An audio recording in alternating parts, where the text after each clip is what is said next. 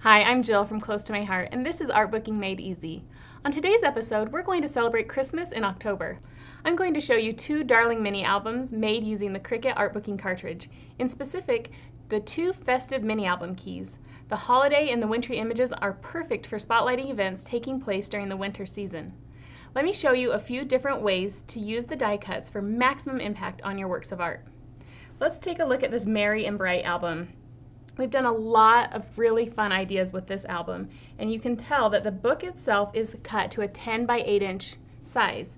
Now here in the book you can see that whenever you're making a mini album, the size it recommends is here, and it says a 10 by 8 Festive mini album, and down here it says to set your dial to a 10-inch size, so everything you cut from then on will be proportionate and fit within this album.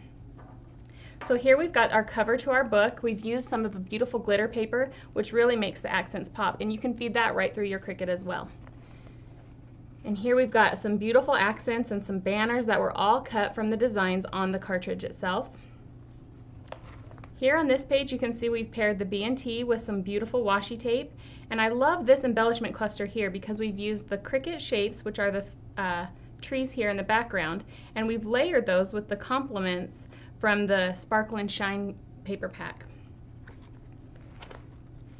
Here we've used an overlay, and I want to show you a few techniques with the overlay itself, because on this page we've used the overlay that fits the full page and just cut it down to trim. So here it is when you cut it to size, but all I wanted to do was use a few of those garland pieces as an accent on my page. So I cut those out, and then I've saved the extra pieces here to use on embellishments on another page. So just always look for ways that you can use components of the cuts for different parts of accenting your pages. And on this page we have the same design but on a smaller scale, and that is actually a cut that is in the album itself. So you can see here is the full page overlay and here's the half page overlay. So I simply cut that smaller size out and it fits directly onto this page, and then again cut off the excess and saved it for later so that I can accent my pages throughout the book. Now this is a really fun technique here. On this we've used washi tape and put the two pieces back to back, so the two sticky sides together, flagged the ends, and then just made a bunch of loose tags that are really fun and add a lot of dimension to your page. I've also cut the brick pattern overlay and used it here in the traditional way. So I have a background page, and then I've layered the overlay on top of that so that I have the two-tone of color and the cardstock, and I'm going to show you later another idea for that.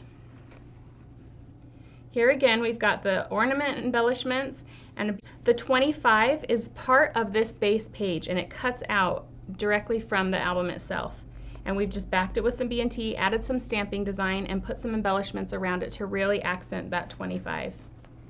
Now here I've done the same concept in that I've cut this cranberry piece, and it was actually a full page. If you look at your booklet you'll see that the Merry accent fits on a full page, and all I did was size it down and then trim off the excess so that it fit on my mini page inside my book.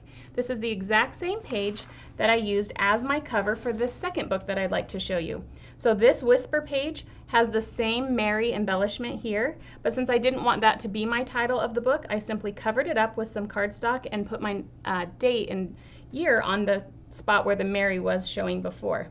And when I open the book you can see that that same circle was showing through, and so I just layered my embellishments over that to cover up the Merry, and it just gives a totally different look to that same page that we used in the first album. And here again we've just embellished with a lot of the different embellishment pieces that come on the mini album keys. So here I've just used my overlay as a mask, and just use a non-permanent adhesive like a Hermafix, attach that down, and then all I did was spritz over the entire page so that when I peeled this away, I had the negative space all filled with ink and color, but didn't have the additional paper, and so it gives you just a different look and a variety on that same idea.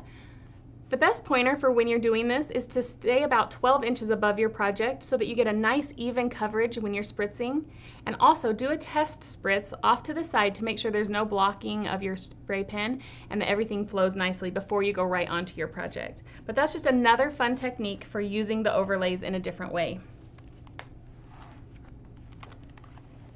Moving on here, we've also cut our title out and layered it over to give it more stability on the edges and also some other color dimension. Here I've used that same overlay, this time not in the glitter paper but covering the entire page. Here we've added a fun border from the key itself, and here we've also done some more spritzing, but this time closer to the project, and you'll see you get a lot more of the blotchy look, but that's what we were going for here. So a little closer to your project, you'll get more solid coverage and some fun splotches that kind of make an eclectic look on that. Here we've got a nice banner and also some embellishments with our stamping and clustering those cuts so that you have a lot of different dimension by adding all of the different products in together. Now on this page, I wanted to use the B&T design on the front and the back. So that's one piece of paper, and I wanted to use both patterns.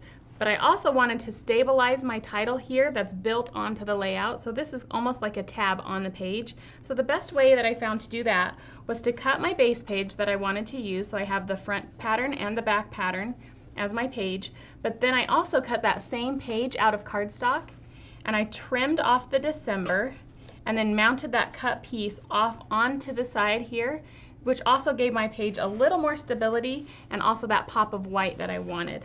So you can see I've just added the cardstock to this, and I was still able to keep that houndstooth pattern on the back. And here is where I used that 25 that I showed you in the first album, but in a totally different way. This time we cut it twice and used the white cardstock to overlay on the numbers to make those pop, and then the rest of it is cut out of the B&T.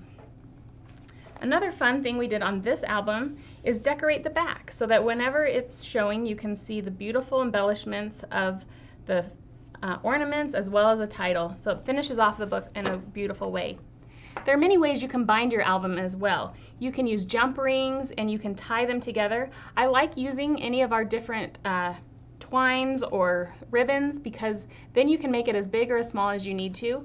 Just remember that when you're tying it together that you can't tie it too tight or the pages won't move. So the best thing to do is when you're tying it is to put your finger in to give yourself about that much space as you're starting to tie your knots. So then when your book is laying open, it's not too tight and there's a little wiggle room to keep your pages smooth and nice.